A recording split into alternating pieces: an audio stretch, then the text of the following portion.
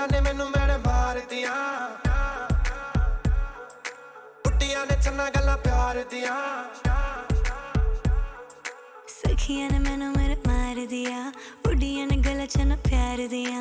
शाम नू तू किथे किदे नाल होना आ, वेखियां मैं फोटोआं विखार दिया। मैनू डर जिहा लगदा ए दिल टुट ना जाए बेचारा, तेरे यार बथेरे ने मेरा तू ही है बस यारा, तेरे यार बथेरे ने मेरा तू ही है बस यार।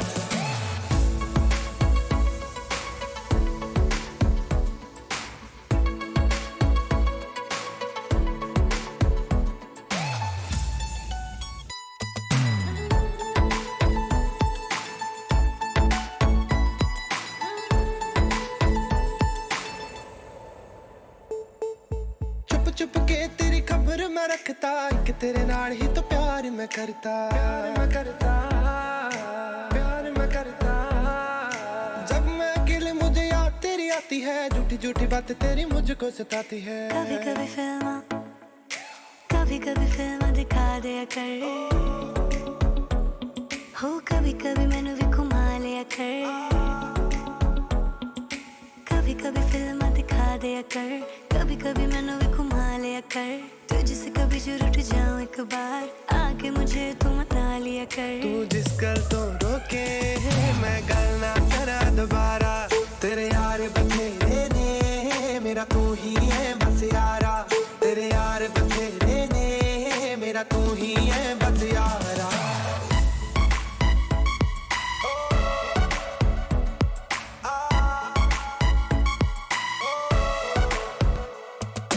करी ना प्लीज ऐसी गल किसे नाल, अज किसे नाल ने जो कल किसे नाल।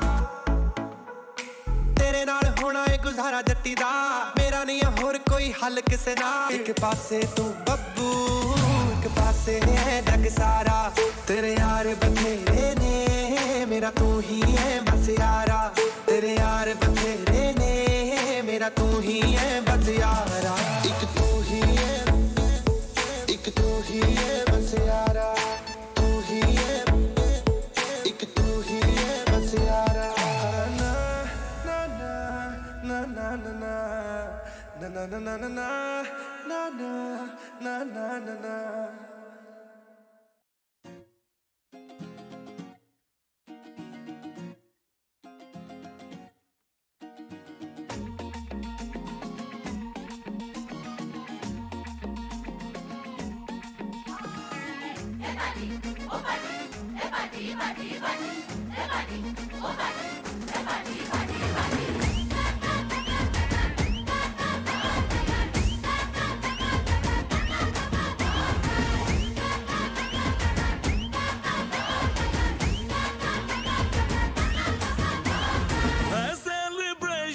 नाचो धनाधन म्यूजिक बजाओ, कह दो ये सबसे।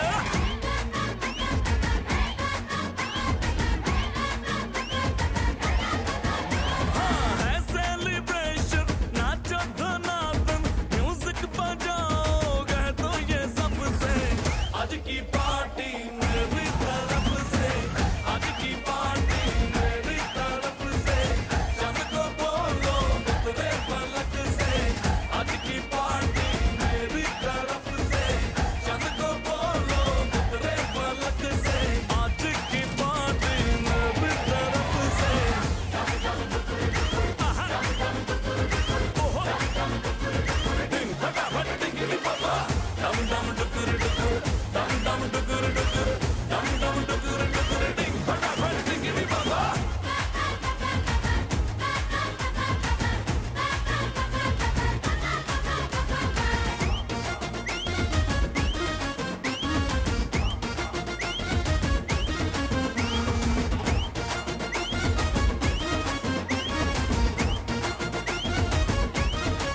मची है जूल तोड़ के रूल, करे वो स्टेप के गिरे लोग दाएं बाएं। नींद भी गुल जश्न का फुल, नाच जम के पूरा फ्लोर खिल जाए। बात न आए शोर मचाए, पार्टी जो न करे उसको टाटा पाए। मची है जूल तोड़ के रूल,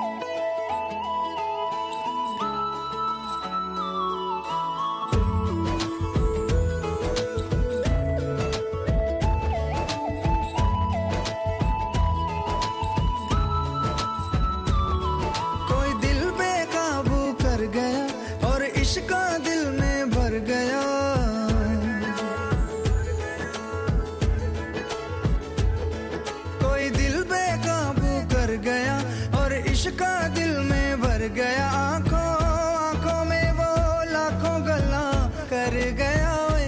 और रब्बा मैं तो मर गया ओए, शदाई मुझे कर गया ओए। और रब्बा मैं तो मर गया ओए, शदाई मुझे कर गया ओए।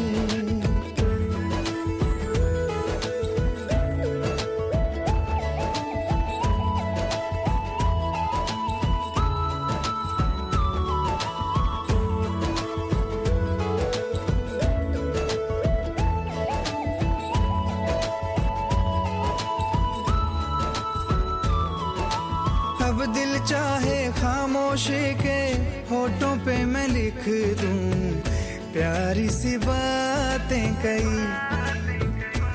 हो कुछ पल मेरे नाम करे वो, मैं भी उसके नाम पे लिखूं मुलाकातें कई।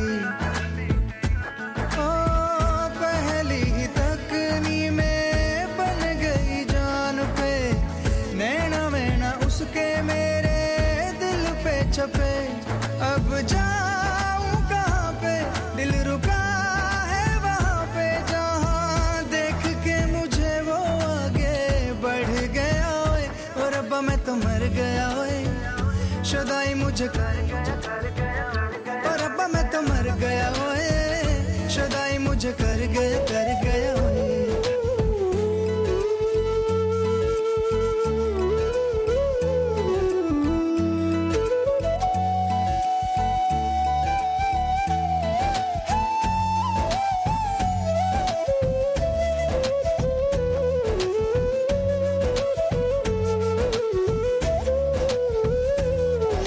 मौसम के आजाद परिंदे हाथों में हैं उसके, या वो बहारों सी है। सर्दी की वो धूप के जैसी गर्मी की शाम है, पहली फुहारों सी है। मेरे प्यार का मौसम भी है, लगे मेरी महरम भी है।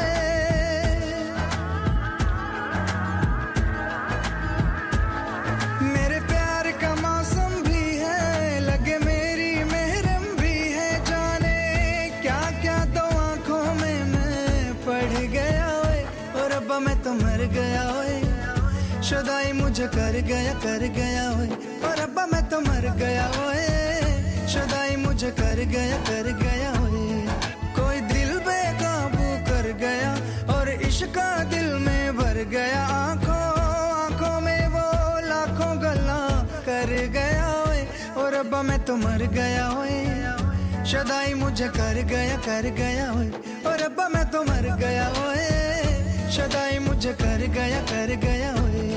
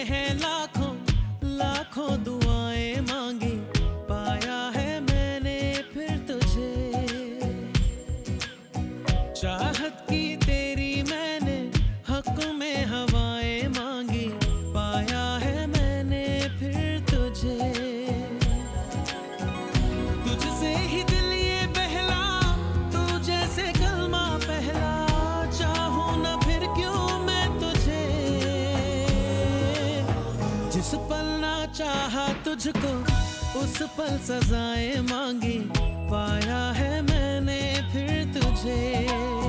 ओ सजदे किए हैं लाखों लाखों दुआएं मांगी, पाया है मैंने फिर तुझे।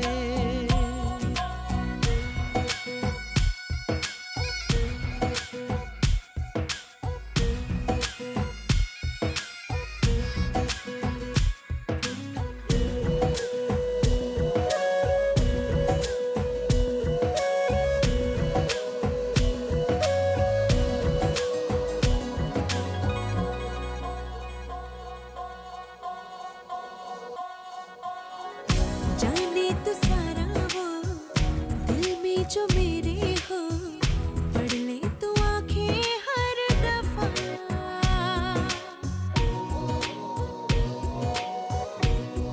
हो जाने तो सारा वो दिल में जो मेरे हो, पढ़ ले तो आंखें हर दफा। नखरे से नाजी भी होते हैं, राजी भी तुझसे ही होते हैं खफा। जाने तू बातें सारी, कटती है रातें सारी, जलते दिए सी अनबुझे।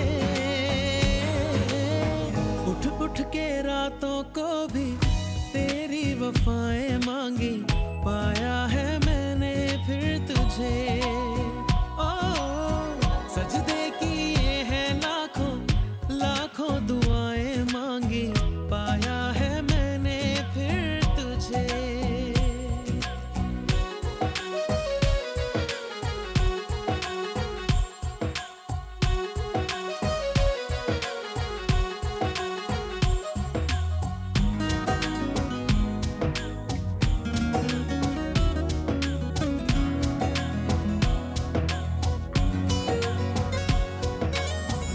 चाहत के काजल से किस्मत के कागज पे अपनी वफाएं लिख जरा।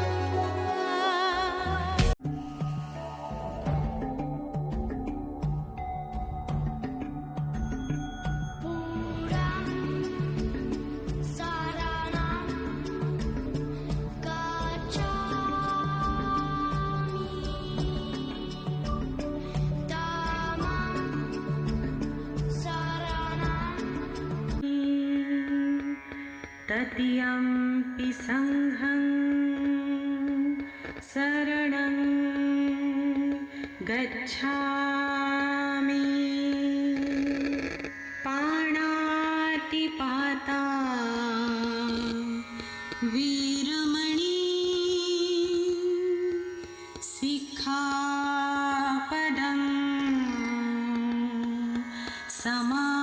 समाधियामि। सिक्खापदं समाधियामि। कामेषु मिच्छाचारा वीरमणि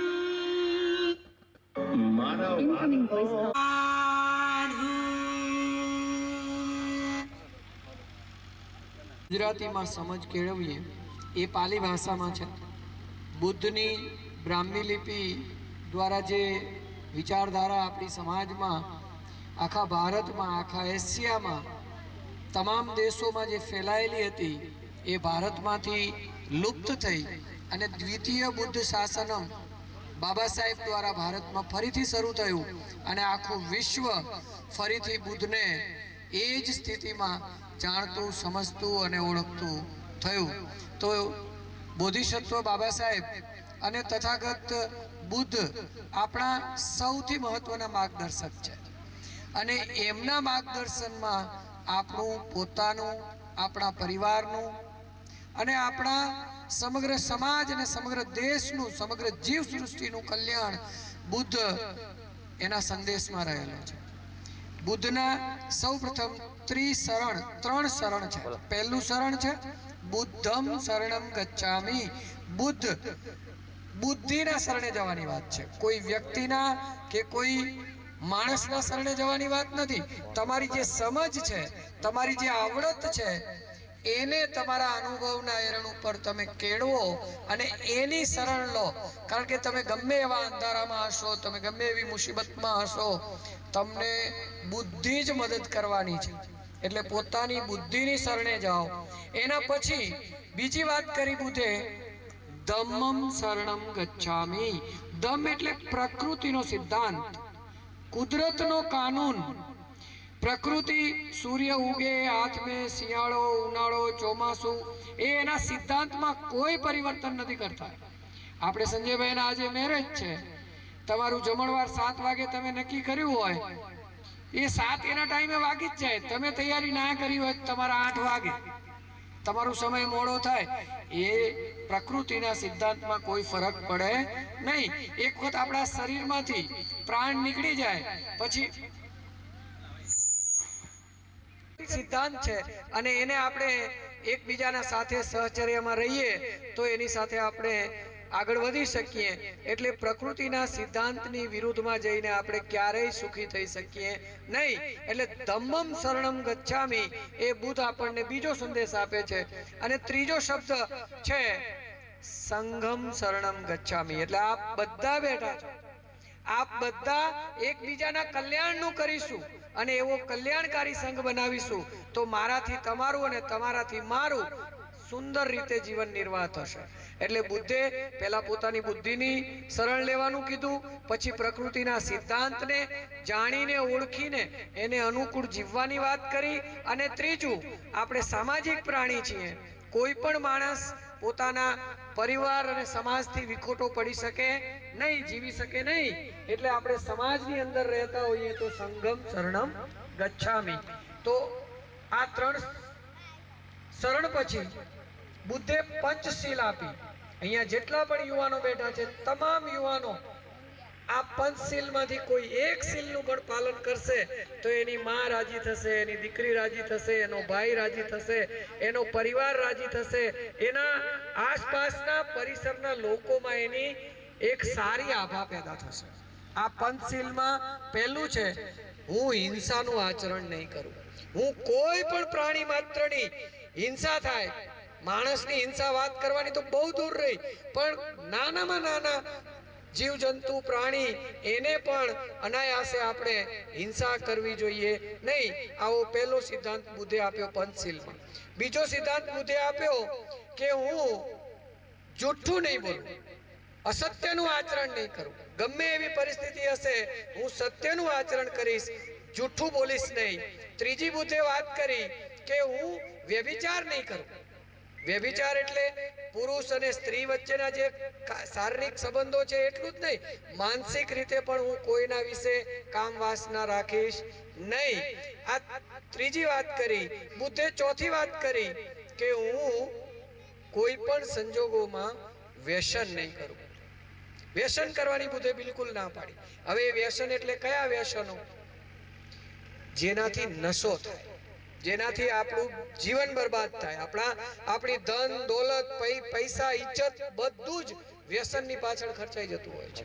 આમ બુદ્ધે આપણને આ બધી બાબતોથી દૂર રહેવાના 5 સિદ્ધાંતો આપ્યા, પણ આપણે એ 5 સિદ્ધાંતોને હજુ સુધી જીવનમાં ઉતારતા નથી. એક વ્યક્તિ ઉતારશે તો એક વ્યક્તિ સુખી થશે, 2 વ્યક્તિ ઉતારશે તો બંનેનું કલ્યાણ થશે. અને એટલે તો બુદ્ધ કહે છે મારું કલ્યાણ થાવ, તમારું કલ્યાણ થાવ અને સમગ્ર સૃષ્ટિનું પણ કલ્યાણ થાવ.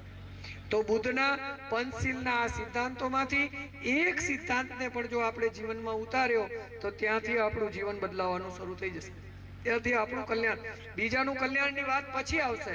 જેવું આપણે પંચશીલનો અમલ કરીશું એવી આપણા જીવનમાં પરિવર્તન આવવાનું શરૂ થઈ જશે.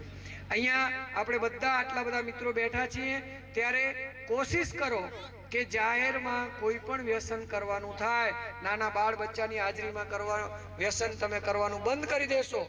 છોડી નહીં શકો એવા મિત્રો જે વર્ષોથી કરે છે ટાળવાનું શરૂ કરશે, ધીમે ધીમે એ છૂટી જશે. સત્યનારાયણ ગોયંકાજી વિપશ્યના દરમિયાન વાત કરે છે કે એક બહુ અમીર વ્યક્તિ હતા, એમને પુષ્કળ દારૂનું વ્યસન હતું, ભયંકર દારૂનું વ્યસન હતું. એ દારૂ ના પીએ તો શરીર ધ્રુજે. એવા સંજોગોમાં એમણે વિપશ્યના શરૂ કરી અને વિપશ્યના શરૂ કરતા કરતા એ અમીર વ્યક્તિના જીવનમાંથી આલ્કોહોલ જે આવવાનું હતું એ નીકળી ગયું અને બહુ વર્ષો સુધી એમણે ધમ્મ દીક્ષા ગ્રહણ કરીને ભૂતાનની અંદર, બર્માની અંદર, એવા બધા દેશોમાં બુદ્ધિઝમનો પ્રચાર કર્યો. તો આપણે બધા મારતા હવે ચિંતાનો વિષય તો ભાઈઓ એ છે કે પુરુષોમાં, યુવાનોમાં વ્યસનનું પ્રમાણ તો વધતું જાય છે, મહિલાઓમાં પણ એટલું ને એટલું વધતું જાય છે. પહેલા મહિલાઓની અંદર આ પ્રકારનું વ્યસન નહોતું, પણ મારી બહેનો પણ હવે એ ભાઈઓને સમોવડી થવા લાગી છે. સમોવડું ક્યાં થવાનું છે? શિક્ષણમાં સમોવડું થવાનું છે. સમોવડું ક્યાં થવાનું છે? સમાજના વિકાસના કોઈ પણ કામમાં સમોવડું થવાનું છે. સમોવડું ક્યાં થવાનું છે? તો કે નોકરી, ધંધા, રોજગાર હોય ત્યાં સ્ત્રીઓએ સમોવડું થવાનું છે. વ્યસન પુરુષો કરતા હોય, માવા મસાલા ખાતા હોય, તો આપણે પાનકીંગુને ખાવાનું ચાલુ કરી દઈએ તો ત્યાં સમોવડું થવાની જરૂર નથી. આપણે સ્ત્રી અને પુરુષની જે સમાનતાની વાત કરીએ છીએ તો બંને પંચશીલનું પાલન કરવું પડશે, ત્યારે જ આપણા પરિવારની અંદર સુખ, શાંતિ અને સગવડો આવશે. માણસ વ્યસન ક્યારે કરે છે? તમે જરાક જોજો. વ્યસન કરવાના સૌથી અગત્યના મારી દૃષ્ટિએ, આમ તો 1000 કારણ છે, પણ 3 કારણ છે. પહેલું કારણ છે ઘરની અંદર અશાંત વાતાવરણ હોય એટલે એને શાંત પાડવા. કોઈક નશો કરે એટલે 2-5 કલાકની અંદર આવી જાય એટલે એને એમ થાય કે આટલી તો શાંતિ, એટલે એ વ્યસનના રસ્તે ચડી જાય. તો ઘરનું વાતાવરણ શાંત કરવા માટે વ્યસન છોડો, અને વ્યસન છોડશો તો ઘરનું વાતાવરણ શાંત રહેશે. બંને એક સિક્કાની 2 બાજુ છે. બીજું મારી દ્રષ્ટિએ મહત્વનું કારણ છે નવરા પડ્યા હોય છે. ધંધો રોજગાર કંઈ હોતો નથી, બિલકુલ પેટમાં ખાવાનું હોય કે નહીં, મોબાઈલમાં નેટ હોય એટલે એને આખો દિવસ એવું લાગે નહીં કે હું બેરોજગાર છું. અને નવરો મોબાઈલમાંથી નીકળે ને પછી ગુસ્સામાં આવી જાય. તો બીજું કારણ છે આપણા ઘરની અંદર ગુસ્સાવાળી પરિસ્થિતિ, બેરોજગારની. અને ત્રીજું અગત્યનું કારણ મારી દ્રષ્ટિએ એવું છે કે આપણે ભણવાનું હતું ત્યારે ભણ્યા નહીં, હવે કામ કરવાનું છે ત્યારે કામ નથી કરતા અને પછી દુઃખી થઈએ છીએ. તો જે બાળકોની ઉંમર ભણવાની છે એમને શાળાએ મોકલો, જેમની ઉંમર કામ કરવાની છે એ ધંધા રોજગાર કરો. ધંધા રોજગાર વગર આપણું કલ્યાણ થવાનું નથી. અને શિક્ષણ એને સૌથી વધારે સંત ગાડગેજી મહારાજ કહે છે કે તમારી જમવાની થાળી વેચી દેજો, પણ એ પૈસામાંથી તમારા બાળક માટે પુસ્તક લાવીને એને ભણાવજો. એ પોતે આપણી જેમ સમાજ જાગરણ માટે કામ કરતા હતા. તો અહીંયા જેટલા યુવાનો છે, ભાઈઓ છે, બહેનો છે, આજ બુદ્ધ પૂર્ણિમાના દિવસે, બુદ્ધ વિશે પણ આપણે જાણીએ. બુદ્ધના જન્મ દિવસ પણ બુદ્ધ પૂર્ણિમા છે, વૈશાખી પૂનમ. બુદ્ધને બોધિ જ્ઞાન પ્રાપ્ત થયું એ પણ વૈશાખી પૂર્ણિમા છે, અને બુદ્ધનું નિર્વાણ થયું એ પણ બુદ્ધ પૂર્ણિમા છે. બુદ્ધનો જન્મ થયો ત્યારે એ જંગલમાં જતા અને બોધિ જ્ઞાન પ્રાપ્ત થયું એ બોધિ વૃક્ષની નીચે થયું ત્યારે પણ પ્રકૃતિ સાથે હતા, અને એમનું નિર્વાણ થયું ત્યારે પણ એ પ્રકૃતિ સાથે હતા. અને આ જ બુદ્ધ વૈશાખી પૂર્ણિમા હતી. તો બુદ્ધ પ્રકૃતિ સાથે એટલે કે ધમ્મ સાથે પોતાનું આખું જીવન વ્યતીત કર્યું અને સતત જાગરણ કર્યું, લોકોને જગાડ્યા. અને છેલ્લી વાત કરીને હું આપનામાંથી કોઈને બોલવાનું હોય તો આપ કેશવભાઈને નામ લખાવી દો તો આપ બોલી શકો છો, નહીતર કેશવભાઈ એમની વાત કરશે. અને તમારા બહેનોમાંથી પણ કોઈને બોલવું હોય તો બોલી શકો છો. બુદ્ધ છે એ પોતે એમ કહે છે કે મને તમે કોઈ ભગવાન ના માનશો, હું કોઈ અવતાર નથી, હું કહું છું એને સીધે સીધું ના માની લેશો.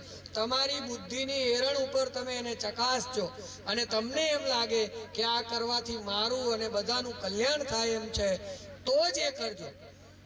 આ પહેલા વ્યક્તિ છે જેમણે એવું કીધું કે હું કહું એમ ના કરતા, હું કહું એ તમને સમજાય એમ કરજો. જ્યારે બીજા બધા લોકો એમ કીધું સવાલ નહીં ઉઠાવવાના, અમે કહી દઈએ એટલે અમલ કરવાનો, પરમાત્મા છે એ માની જ લેવાનું, પછી એ હોય કે ના હોય, કે જોઈએ કે ના જોઈએ, એવી કોઈ ચીજમાં પડવાનું નહીં. અમે કીધું, અમે લખી નાખ્યું, તમે વાંચી નાખ્યું, એનાથી બહાર સવાલ પૂછી શકાય નહીં. જ્યારે બુદ્ધે પહેલી વાત કરી સવાલ પૂછી શકાય, સવાલ કરવા જ જોઈએ. અને દુનિયામાં કાર્ય અને કારણનો જે સંબંધ છે એની પહેલી શોધ બુદ્ધે કરી.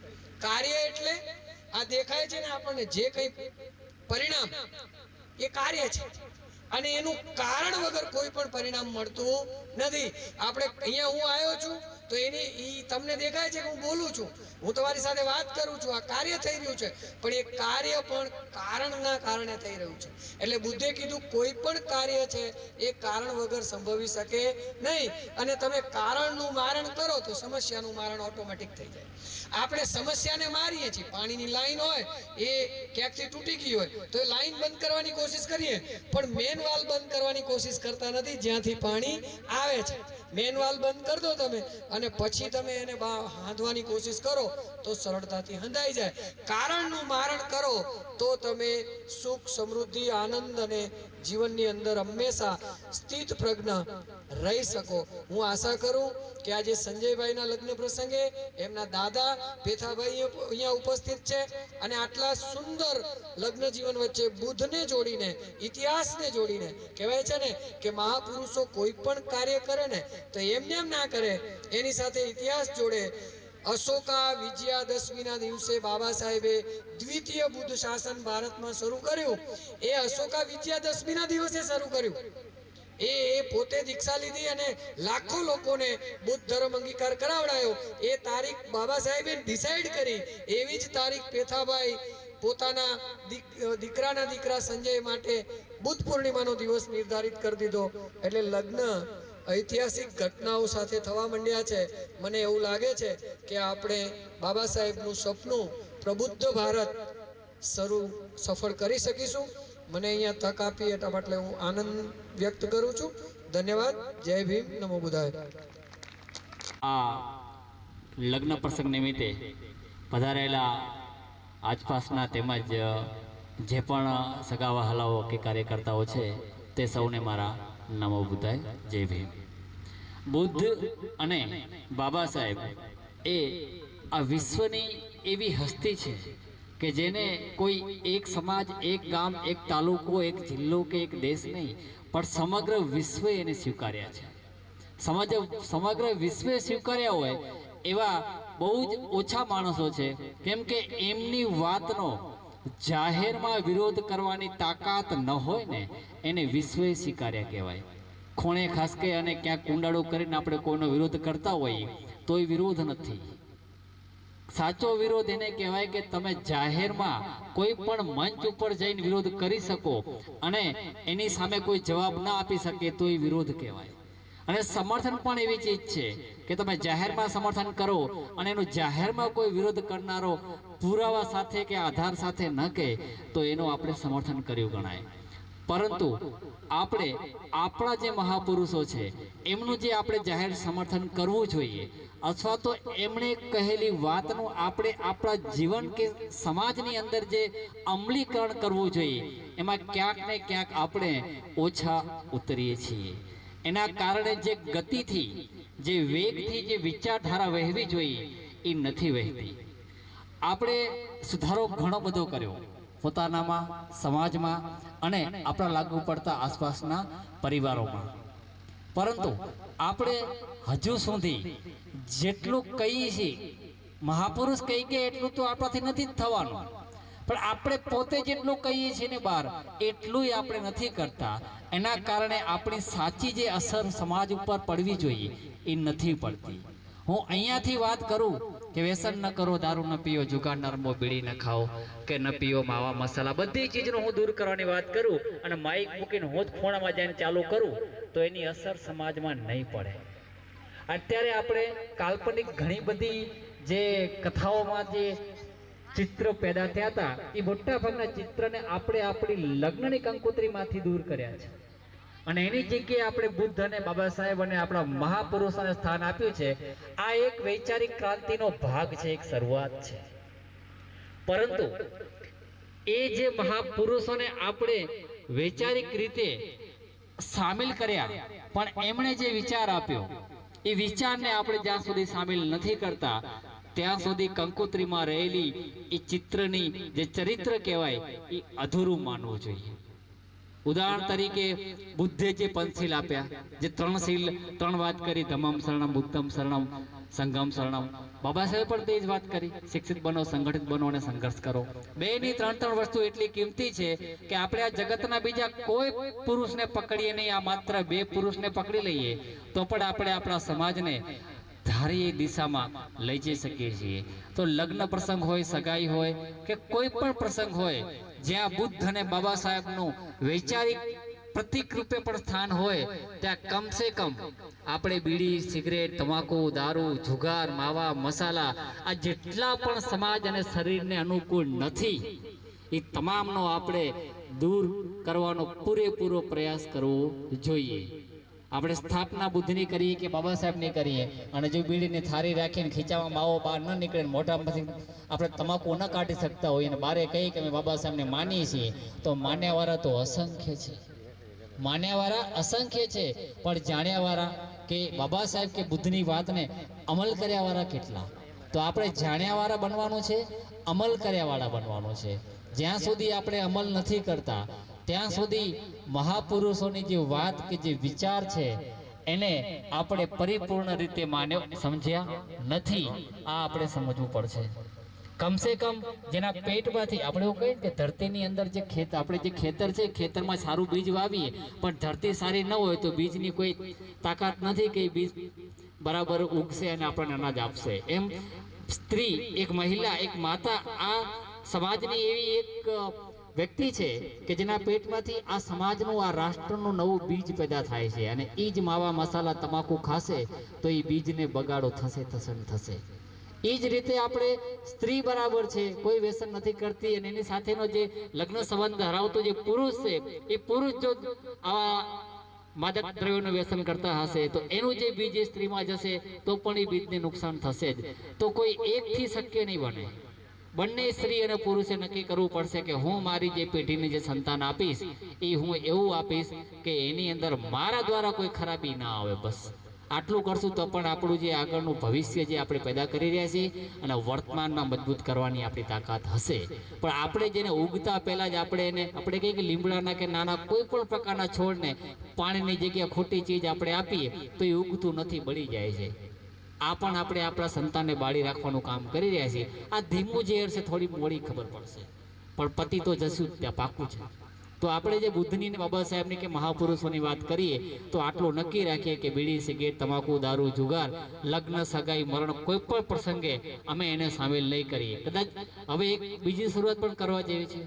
જેમ આપણે કાલ્પનિક ચિત્રોને કંકોત્રીમાંથી દૂર કર્યા તો કંકોત્રીમાં આ વસ્તુ પણ લખો કે બીડી, સિગરેટ, તમાકુ અને માવા સદંતર બંધ છે. કોઈ આ વ્યસન કરીને ખીચામાં લઈને આવવું નહીં. શરૂઆત કરો. એક વખત કંકોત્રીમાં લખવાથી બધા અમલ નહીં કરે, પણ જે વ્યક્તિઓ કંકોત્રીમાં લખે ને એના પરિવાર વાળો તેને ખીચામાં માવો, મસાલા, બીડી ન જ રાખવા જોઈએ.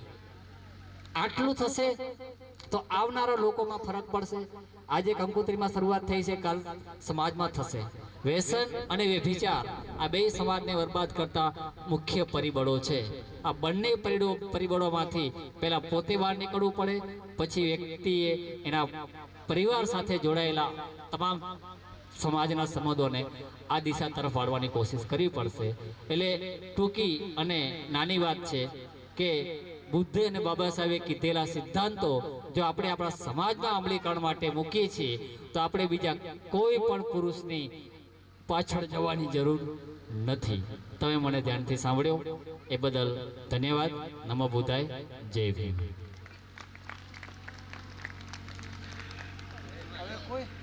આપણો સમાજ એની અંદરથી વક્તાઓ પેદા કરે, એની અંદરથી કાર્યકર્તાઓ પેદા કરે.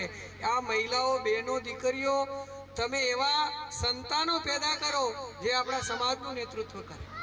આવા સંતાનો આપણે પેદા નહીં કરીએ તો બીજા કોઈ આવીને શાસન કરશે. એટલે આજે નક્કી કર દો કે વ્યસન કરનારા જેટલા યુવાનો છે એ વ્યસન છોડવાનું નક્કી કરી દે. અને વ્યસન છોડવામાં આજના જ નહીં છોડી શકાય. કઈ તમે કાંઈ એને પહેલી વખત જેણે તમાકુ ખાધી એને તમાકુ ખાધા ભેગે ઉલટી થઈ હશે, ચક્કર આવ્યા હશે, એને બિલકુલ ગેન ચડ્યું હશે કે નહીં? જેણે અત્યારે માવા મસાલા ખાવામાં જરાય ચાલતું નથી. મતલબ આપણા શરીરે તો પહેલા જ દિવસે નકારી દીધું હતું, પણ આપણે એને ફરી બીજી વખત નાખ્યું, ત્રીજી વખત નાખ્યું, વારંવાર એને શરીરને ટોર્ચર કર્યું, પછી શરીર કીધું લે તાણે હવે તને મેલવા નહીં દઉં, પછી તમે મેલ દો એટલે બેચેન થઈ જાઓ. લાલજીભાઈ એ છે તો હું આશા કરું કે બે શબ્દ કહીશ. બહુ સારા વક્તા છે અને એમને સાંભળ્યા છે તો આવો જ તે, હું છું જ તે અહીંયા તમારી સાથે. પણ અહીંનું નેતૃત્વ શૂન્ય અવકાશ ના થવું ખપે. અહીંયા જેટલી રાપરમાં તાકાત છે, રાપર જેટલા નિષ્ઠાવાન લોકો છે, એ લોકો સંગઠિત રહે તો કોઈ વ્યક્તિ ક્યારેય કોઈને બનાવી ન શકે. તમને એવું કહેવું ના પડે કે આ કર ને આ ના કર. તમે પોતે નક્કી કરી શકો કે આ કરાય ને આ ના કરાય. હું તમને ઈશારો કરું કે આ કરો તો કેળવણી જ ખતમ થઈ ગઈ બાબા સાહેબ. આ કરો ને આ ના કરો એવું કહેવું ના પડે. એવો આપણો સમાજ આપણે નિર્માણ કરવાનો છે. અને મને આનંદ ક્યાં થાય તો કે મારો જન્મનો તાલુકો રાપર છે અને મારો કર્મનો તાલુકો ભચાઉ છે અને રાપર ભચાઉને વાગડ કહેવાય છે. એટલે મારે તો એક જ વાગડમાં રાપરે આવી જાય અને ભચાઉ આવી જાય. હું કોક પૂછે તો રાપર તો કે મારું, ભચાઉ તો કે મારું. પણ હવે રાપરની અંદર એવા યુવાનો થાવ જે યુવાનોએ અહીંયા નેતૃત્વ પેદા કરવું પડશે. અને તમે એમ વિચારશો કે બીજા કોઈ નેતા થઈ જશે કે કોઈ બીજા કામ કરશે તો બીજા કામ કરશે ને તો એને લાભ થશે. તમે કામ કરશો તો તમારા સમાજને લાભ થશે. આપણે વ્યક્તિગત લાભ લેનારા નેતાઓની કોઈ જરૂર નથી. આપણે તો સમાજને લાભ આપે એવા નેતાઓની જરૂર છે, એવા લોકોની જરૂર છે. અને આ યુવાનોમાંથી જ પેદા થશે. આજે તમે બોર્ડના રિઝલ્ટ જોયા, તમામ રિઝલ્ટમાં દીકરીઓ અગ્રેસર છે. દીકરાઓને એનો બાપની જો બાપની અને માની એક સ્થિતિ હોય છે. કેવી તો કે છોકરી અમારે ભણાવે ને, છોકરીને ભણાવવાને નહીં અને છોકરાને એને તો ભણાવવાનો જ છે. વાત એની જ છે. પણ તમે જોજો એના ટોનમાં ફરક પડી જશે. આને હોસ્ટેલમાં મૂકવાની નહીં, ગામમાં જ નિશાળ છે દીકરી માટે. અમારે ગામમાં સ્કૂલ છે, દીકરી માટે ગામમાં સ્કૂલ છે. અને આને ગાંધીનગર મૂકવાનું થાય, આણંદ મૂકવાનું થાય, ક્યાંય પણ મૂકવાનું થાય તો દીકરા માટે તૈયાર છે. તો આ જે હજુ એક સૂક્ષ્મ ભેદભાવ છે એ પણ નીકળી જવું જોઈએ. આજે હું કહું કે મારી દીકરી મને એમ કે પપ્પા મારે આ સ્કૂલમાં ભણવું છે તો મારી તૈયારી હોય કે બેટા બોલ તને તારે કેવું એજ્યુકેશન લેવું છે. આજે એ દીકરી અહીંયા આપણી વચ્ચે છે. 91.33% બોર્ડમાં, CBSE બોર્ડમાં ઇંગ્લિશ મીડિયમમાં એ લાવી છે તો ગૌરવની વાત છે. છેક નલિયા ભણે છે એકલી અને જવા આવવાનું થાય તો એ આરામથી ભણવાની વાત હોય તો કહી દે પપ્પા મને તેડવા ના આવતા, મારે ભણવાનું જ છે. તો છોકરાઓની અંદર આ નહીં હોય તો હમણાં જય વસાવડા સાહેબનો કાર્યક્રમ હતો, એનો એક સંદેશ મને મળ્યો. જય વસાવડા સાહેબની વાત હું એટલે કરું છું કે એમનું છે, એની ક્રેડિટ મારે ના લેવાય. એમણે એવું કીધું કે દીકરાઓ પરાઠેની તૈયારી કરે છે, પરાઠા બનાવવાની, અને દીકરીઓ કરાટે કરવાની તૈયારીઓ કરી રહી છે. એ પ્રમાણે ધ્યાન રાખજો. પરાઠા બનાવવા છે કે શું કરવું છે? હવેનો સમાજ દીકરીઓ જે છે એ કરાટે કરીને પોતાનું સેલ્ફ ડિફેન્સ પણ તૈયાર કરી રહી છે. ગૌરવની વાત છે. છોકરાઓ પાછળ ના રહેવા જોઈએ. બંનેને કરાટે આવડવા જોઈએ અને બંનેને પરાઠે પણ આવડવા જોઈએ. એવું નહીં વિચારવાનું કે હું પરાઠે હું ના બનાવું કે હું કરાટે ના કરું. બંને આવું કરો. કારણ કે આપણે બાબા સાહેબે શું કીધું કે સ્ત્રી અને પુરુષ બંનેનો સમતોલ વિકાસ થશે તો જ સમાજનો વિકાસ થશે. આજે આ વાત નીકળે છે એટલે કહી દઉં કે આપણી નાત પરગણા ભેગા થાય છે ને તો ખાલી પુરુષો જ ભેગા થાય એકલા, અને પુરુષો ભેગા થાય અને મહિલાની જિંદગીના નિર્ણયો. અલે તમે પુરુષો તમારી જિંદગીનો નિર્ણય નહીં લઈ શકતા, તમે પુરુષોની વિકાસ નહીં કરી શકતા, તમે મહિલાઓની જિંદગીના ફેસલા કરવા માંડ્યા. હવે કોઈ પણ નાત પરગણા હોય એમાં તમે જાઓ, બુદ્ધ અને બાબા સાહેબના વિચારો ધરાવતા હોય તો એમ કહેજો કે અહીંયા 5 કમસે કમ મહિલા પ્રતિનિધિઓ હોવા જોઈએ. એનાથી શું ફરક પડે તો કે આપણી જે નાત છે, આપણી જે સમાજ છે એમાં હેલફેલ બોલનારાઓની સંખ્યા તરત ઘટી જાય. અહીંયા મારે કંઈ પણ બોલવું હોય તો બેનો હાજર છે, આ સમાજ જ છે. આમાં સમાજમાં કોઈ ફરક નથી. ઓલા લોકો બેસીને તોડફોડના એવા નિર્ણયો લે છે, આપણે બેસીને વ્યસન છોડો, ફલાણું ઢીકણું, જે સારી બાબતો સમાજની છે એની ચર્ચા કરીએ છીએ. તો આવનારા દિવસોમાં નક્કી કરી લો કે જે સમાજ વ્યવસ્થા છે એમાં સ્ત્રીઓને એના હક અધિકાર એના વિચાર એને સ્થાન નથી, ત્યાં અમે આંબેડકરાઇઝનું સ્થાન નથી, અમે નહીં રહીએ. બંનેનું સ્થાન સરખું. અને સ્ત્રીઓ પણ સાંભળી લે, તમને પુરુષો સીધે સીધી આઝાદી આપવાના નથી. તમારા ભાગની લડાઈ પણ તમારે લડવી પડશે. તમારે કહેવું પડશે કે પુરુષો જેટલા કામ કરે છે એના કરતા તમે ક્યારેક વિચાર કરજો, તમારા ઘરની અંદર સૌથી વધુ એક્ટિવ કોણ છે? અને એક દિવસ કામ બંધ કરી દે, એક દિવસ રજા રાખે તો તમારા ઘરની હાલત કેવી થઈ જાય? પુરુષો તો આરામથી ખાટલા ઉપર ખુરશી ઉપર બેઠા હોય છે. એ બહાર જાય ત્યારે જ કામ હોય, ઘરે એને કશું કામ હોતું નથી. પણ સ્ત્રીને ઘરે 24 કલાક 366 દિવસ લીપ યર વર્ષ ગણીએ તો એને કામ હોય છે. એ ક્યારેય રજા રાખતી નથી. તો એ સ્ત્રીનું સમાજમાં જેટલું પુરુષનું મૂલ્ય છે એના એક તસું પણ ઓછું નથી. તો હું આશા રાખું છું કે સંજયભાઈ અને એમના પત્ની લગ્ન જીવનમાં જોડાય પછી બંને વિપશ્યના કરવા જાય. કારણ કે વિપશ્યના કરવાથી આપણા અંદર વિપશ્યનાની વાત છે તો થોડી એવી વાત સમજી લો કે આપણે જન્મ્યા ત્યારે આપણી સાથે શું હતું? કપડાં નહોતા, રૂપિયા નહોતા, કશું જ નહોતું. સાથે શું હતું? સાથે શ્વાસ હતો. અને આપણે આખી જિંદગી જીવીશું. ક્યારેક મકાન નહીં હોય, ક્યારેક હુવાનું નહીં હોય, ક્યારેક ખાવાનું નહીં હોય, ક્યારેક કશુંક ને કશુંક નહીં હોય, પણ શ્વાસ તો કાયમ હશે. જન્મ્યા ત્યારથી મૃત્યુ સુધી આપણી સાથે કાયમ હોય, અજવાળે હોય, અંધારે હોય, ગમે તે તમે નીંદરમાં હોય, જાગતા હોય, તમારી સાથે એક ચીજ કાયમ છે, એ છે શ્વાસ. અને શ્વાસને સાધવાની, શ્વાસને જોવાની વિપશ્યના બુદ્ધે આપણને આપી છે. શ્વાસ આવે છે, જાય છે, પ્રાકૃતિક શ્વાસ, એને છેડવાનો નથી. એ વિપશ્યના સાધના બુદ્ધે આપી છે. આમાંથી ઘણા બધા લોકો કેટલા વિપશ્યના કોઈ કરી આવ્યા એવા છે ખરા? બહુ સરસ, ધન્યવાદ. શું નામ ભાઈ આપનું? વાઘેલા રમેશભાઈ. તો તમે પ્રચાર પ્રસાર નથી કરતા વિપશ્યનામાં જવાનું? કો બધાને, બહેનો અને ભાઈઓ, હું તો કહું છું કે લગ્ન જીવનમાં પગરણ કરતા પહેલા એક વખત વિપશ્યના કરી લેવાની. એટલે વાહ ભાઈ, 2 વખત કરી આવ્યા છો તો બીજા લોકો પણ વિપશ્યનામાં જાઓ. અને ત્યાં જઈને આવ્યા પછી જે માનસિક સંતુલન રહે છે ને, ત્યાં વિપશ્યના નથી ગયા ને ત્યાં સુધી કેવું થાય? આ કાર્યક્રમ છે ને પ્રવીણભાઈ ચલાવી રહ્યા છે એવો ભાવ થાય. પણ વિપશ્યના કરીને આવ્યા હોય ને તો એવો ભાવ ના થાય. આ પ્રવીણભાઈ નથી કરી રહ્યા. પ્રકૃતિના સિદ્ધાંતો જે બુદ્ધે આપણને આપ્યા છે એનો આપણે પ્રચાર પ્રસાર માત્ર કરી રહ્યા છીએ. આમાં કશું જ નવું આપણે કરી રહ્યા નથી. હું કરું છું એવી ભાવના ખતમ થઈ જાય અને એક દૃષ્ટા ભાવ કે આ બધું જ સંસારની અંદર જે ચાલી રહ્યું છે પ્રકૃતિના સિદ્ધાંતો મુજબ આપણે એની સાથે રહેવાનું છે, એ વિપશ્યના આપણને સમજાવે છે. તો તમે અહીંયા ઘણી તક આપી છે અને આવનારા દિવસોમાં આ કાર્યક્રમ તો હજુ આનાથી પણ સારી રીતે આપણે ડિઝાઇન કરી શકીએ. જેટલા પણ લગ્ન કે કોઈ પણ પ્રસંગો થાય તો એને ઐતિહાસિક ઘટના સાથે જોડીને કરો તો વધારે યાદગાર બનશે. લાલજીભાઈ, ઓકે, તો તક આપવા બદલ ખૂબ ખૂબ ધન્યવાદ, આભાર.